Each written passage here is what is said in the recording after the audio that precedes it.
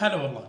مع صدور البلاي ستيشن 5 وكلنا كلاعبين كنا منحطين بين خيارين، اما ان نشتري النسخه الديجيتال او الرقميه ونصير نحمل الالعاب كلها من على الستور، او اننا نشتري نسخه السي دي ونصير نشتري الالعاب مثل المعتاد ونجيب السي دي ونرجع نبيعه بعد فتره اذا طفشنا منه ومن هالكلام. لكن ما مرت فتره طويله لين ما كل اللي اشتروا اي نسخه من الاثنين هذه استوعبوا انهم محتاجين مساحه زياده، لان فعليا العاب الجيل الجديد صارت مساحتها كبيره جدا وتحديثاتها تخوف، والذاكره اللي تجي في البلاي ستيشن 5 يلا تمشي اوكي 1 تيرا ومعليش 875 جيجا، يعني يلا تكفي 4 ألعاب تقريبا مع التحديثات. فهذا الشيء سبب قلق بالنسبه لكثير من الناس اللي اشتروا البلاي ستيشن 5 وانا واحد منهم.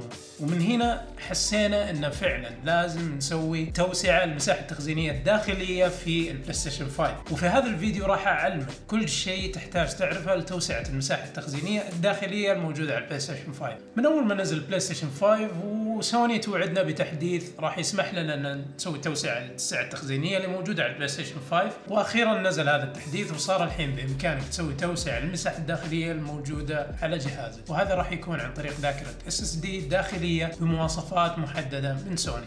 ولعلها سوني صعبتها شوي من ناحيه المواصفات اللي حطتها سوني لانواع الذاكره المدعومه مواصفات عاليه جدا من ناحيه سرعات القراءه والكتابه واللي هي الريد اند رايت سبيد، وهذا الشيء جعل خيارات الترقيه محدوده جدا وايضا سعرها مرتفع شوي على المستخدم العادي. لكن الصراحه ما الومهم، لان اي شيء اقل من هذه المواصفات راح يقلل من اداء البلاي ستيشن 5 ويخرب عليك المتعه، لان في النهايه البلاي ستيشن 5 يميزه سرعه الاداء، ولازم نذكر ان اي شيء غير متوافق او اقل من المواصفات اللي حطتها سوني ما راح تشتغل على الجهاز وراح يرفضها البلاي ستيشن. خلينا ناخذ نظره عن المواصفات اللي حطتها سوني لهذه الذاكره الداخليه. اول شيء لازم تكون ذاكره داخليه من نوع NVMe M.2 SSD الجيل الرابع او اعلى، ولازم تجي بسطح تبريد مدمج واللي هو الهيت سينك، وايضا السعه لازم ما تقل عن 250 جيجا وما تتعدى ال 4 تيرا بايت. طبعا الحجم والابعاد لازم تكون متوافقه مع المكان المخصص له في بلاي ستيشن نفسه، والجدول اللي قدامكم راح يوضح لكم هذه المواصفات بشكل اكبر، وايضا للي حاب يصور الشاشه بحيث تخليها مرجع قدامك وانت قاعد تدور على الخيارات. طيب بما اننا ذكرنا المواصفات اكيد ما راح يكون لها معنى الا اذا عرضنا بعض الخيارات المتوفره في السوق واسعار. الخيار الاول راح يكون من شركه ويسترن ديجيتال، هذا راح يكون متوفر من 500 جيجا الى 2 تيرا، وايضا عندنا خيار من شركه سيجيت واللي هو فاير كودا، وخيار اخر من شركه جيجا بايت، واخيرا خيار من شركه كورسير. طبعا كل هذه راح تتوفر من 500 جيجا بايت الى 2 تيرا بايت، وتختلف اسعارها حسب الجدول اللي موجود قدامكم.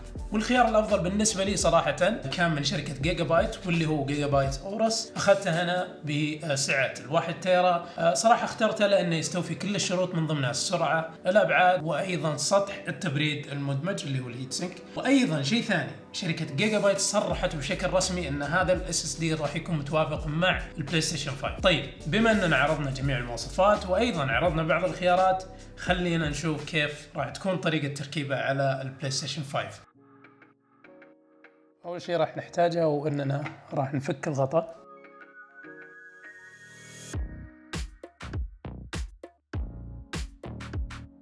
طيب عشان نبدأ نفك الجهاز لازم يكون مكان الشريط بجهة الأعلى وزر التشغيل بجهة الأمام.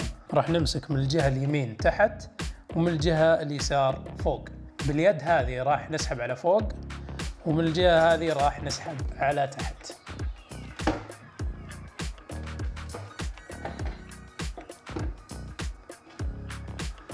طيب بعد ما فتحنا الغطاء راح نلقى هنا المكان المخصص بالاس اس دي الداخلي، راح نفك المسمار اللي هنا ونفتح ونشوف ايش داخله.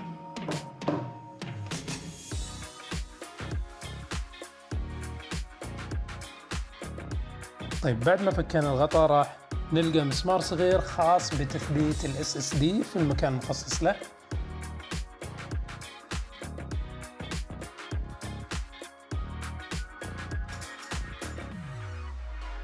اوكي، الحلقة هذه لازم نحطها قبل ما نثبت الاس اس دي.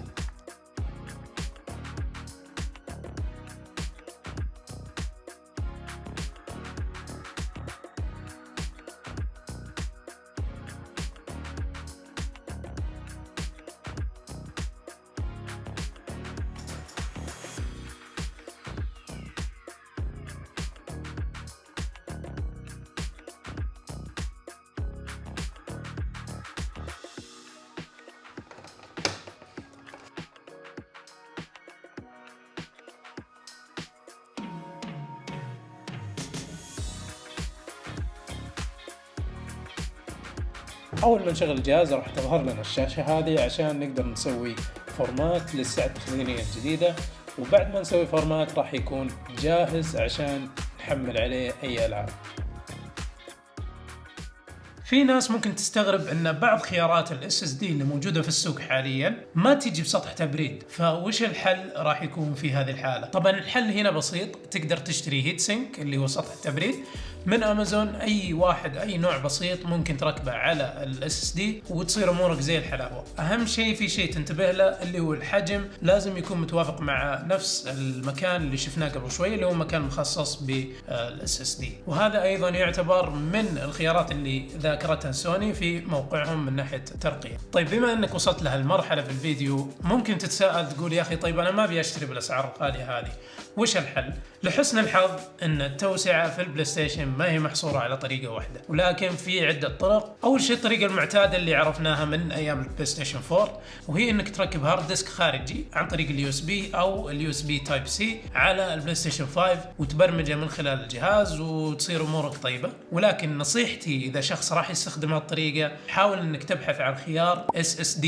وليس HDD، لان ال HDD اللي هو الهارد درايف سرعته بطيئة جدا، وبالنسبة للالعاب البلاي ستيشن 5 راح يتعبك شوي او راح يتعبك كثير لانه بيصير مرة بطيء والالعاب جدا كبيرة، فيعني انصحك تاخذ SSD. ثاني طريقة وهي طبعا اللي ذكرناها في هذا الفيديو اللي هي توسعة الذاكرة الداخلية، وانا شخصيا ارشح الطريقة الثانية لان مهما كان ال SSD سعره مرتفع شوي لكن راح تريح كثير من ناحية نقل الالعاب وتحميلها واسأل مجرب. في النهاية هذا اللي يميز البلاي ستيشن 5 عن الاجيال السابقة واللي هو نعومة الاداء والسرعة وكل الاشياء هذه، فما ودك تنحرم من التجربة، ولكن في النهاية يعتمد على الميزانية اللي انت حاطها واحتياجك من الساعة التخزينية، وفي الاخير الخيار لك. هدفي من هذا الفيديو كان اني اوضح لك الخيارات المتوفرة عشان تقدر تقيم احتياجك وتاخذ القرار بنفسك. هذا اللي كان عندي اليوم. اذا عجبك الفيديو لا تنسى اللايك، سبسكرايب عشان يوصلك كل جديد. السلام عليكم.